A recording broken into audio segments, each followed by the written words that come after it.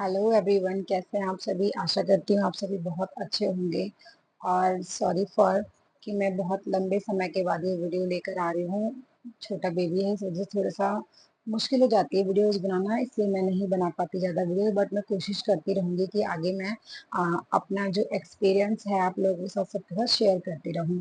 तो बिना देरी किए हुए हम आते हैं सीधा टॉपिक पे। आज का जो हमारा टॉपिक होगा, मतलब जो मेरा एक्सपीरियंस है, मैं आप सबके साथ शेयर करना चाहती हूँ। वो है कि डिलीवरी के बाद मेरे थायराइड की जो कंडीशन थी और है वो कैसी रही, और मैंने क्या क्या गलतियां करी वो आपको बिल्कुल भी नहीं करनी है। अपने थायराइड का डिलीवरी के बाद भी कैसे ध्यान रखना है, तो ये सभी बातें हम आगे वीडियो में करने वाले हैं। जैसा कि मैंने बताया कि जो गलती मैंने करी है वो आप लोग मत करना। मैंने यहाँ पे क्या गलती करी थी, डिलीवरी के बाद मेरे को लगा कि थायराइड अपने आप जो है बहुत ज्यादा बढ़ बढ़ कर जो आ रहा था वो नॉर्मल हो जाएगा, क्योंकि मेडिसिन ड्यूरिंग प्रेगनेंसी मेरी चलती रही है, तो मेरा थायराइड उस टाइम तक नॉर्मल था।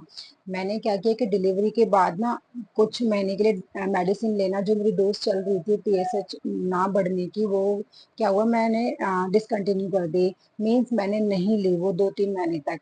तो फिर उसके बाद मुझे कैसा फील होने लगा, मेरी बॉडी में क्या क्या चेंजेस आए, वो मैं आगे आपको बताऊंगी वीडियो में। मैंने थोड़ा सा अपने साथ ये ढील डाल दी थी कि शायद अब डिलीवरी हो गई है तो इतना ज़्यादा थायराइड नहीं बढ़ेगा, लेकिन मेरा थायराइड जो लेवल था वो यहाँ से लेके यहाँ तक पहुंच चुका था। वो मैं सभी आपको विद प्रूफ दिखाने वाली हूँ कि मेरी रिपोर्ट में जो नॉर्मल बिल्कुल भी नहीं था मेरा थायराइड, वो कितना लेवल पे पहुंच गया था। मैंने गलती करी थी, ये मैं मान रही हूँ कि मैंने मुझसे ये वाली गलती हुई है कि मुझे अपनी मेडिसिन विदाउट डॉक्टर कंसल्ट कि मुझे मेडिसिन बंद नहीं करनी चाहिए थी, जो कि मैंने मेडिसिन बंद कर दी थी। तो ये वाली गलती आपको बिल्कुल भी नहीं करनी है।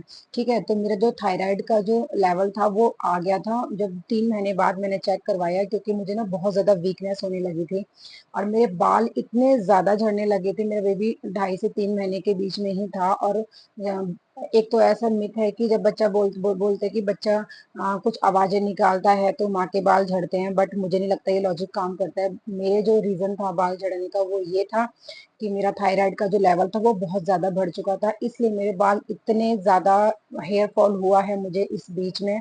तो मेरे को थोड़ा सा ऐसा लगा, और बॉडी ऐसे मतलब थकी थकी से, देखो डिलीवरी के बाद तो वैसे भी थकान बहुत ज्यादा चढ़ती है, क्योंकि छोटे बेबी को संभालना इट्स नॉट पॉसिबल। ठीक है, बट फिर भी आप करते हो, वो वाली थकान भी है। लेकिन अगर आपका वेट बढ़ रहा है और आप अंदर से वीकनेस फील कर रहे हो, तो ये समझ जाना आप लोग भी, अगर आपके साथ ऐसा हो कि आपका जो थायराइड है वो थोड़ा सा इम्बैलेंस हो रहा है, जो कि मैंने उस टाइम पे ध्यान नहीं दिया।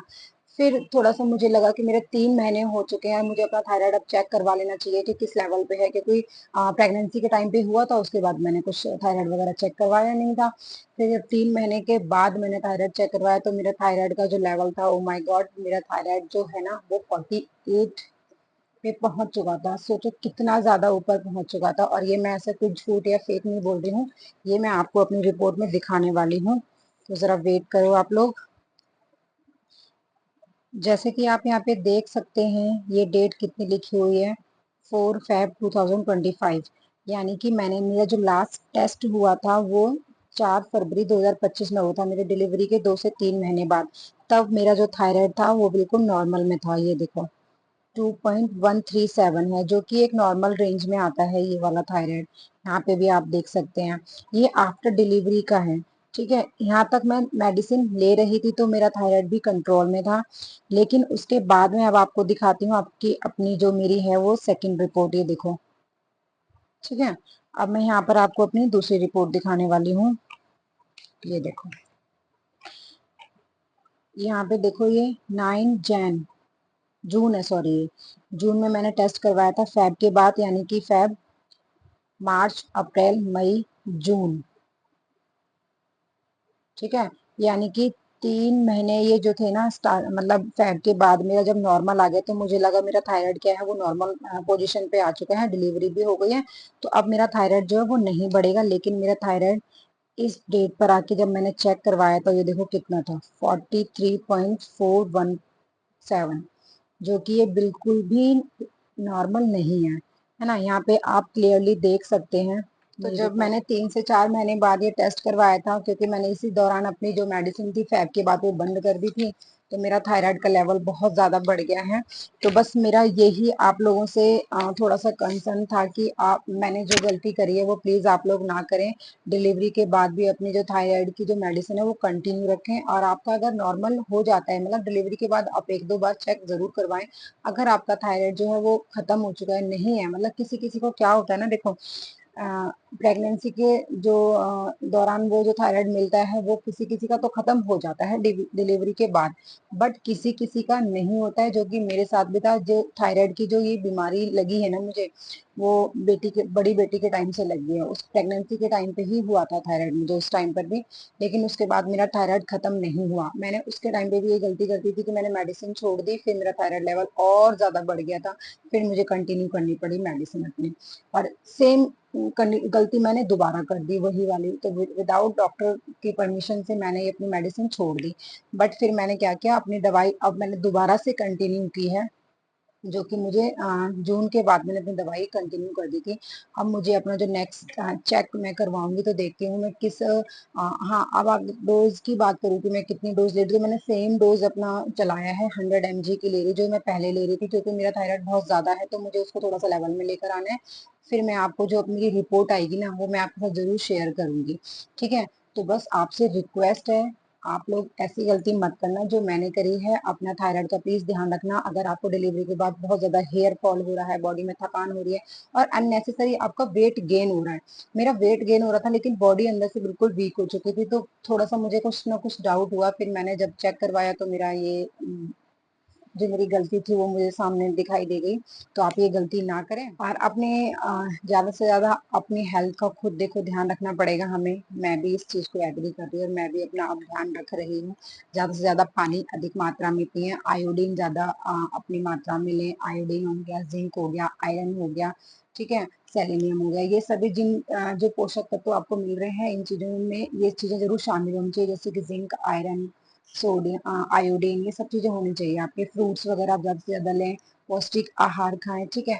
और सेकंड है, आप अपनी एक्सरसाइज को कंटिन्यू करें। मैं मानती हूँ कि जो हमारी मदरहुड जर्नी होती है वो बिल्कुल भी इजी नहीं होती है, क्योंकि मैं खुद अपने लिए टाइम नहीं निकाल पाती हूँ। अभी मेरी बेबी सो रही है तो ये वीडियो बन रही है, अब जैसे ही वो उठ गई तो मेरी वीडियो यहीं पर स्टॉप हो जाएगी।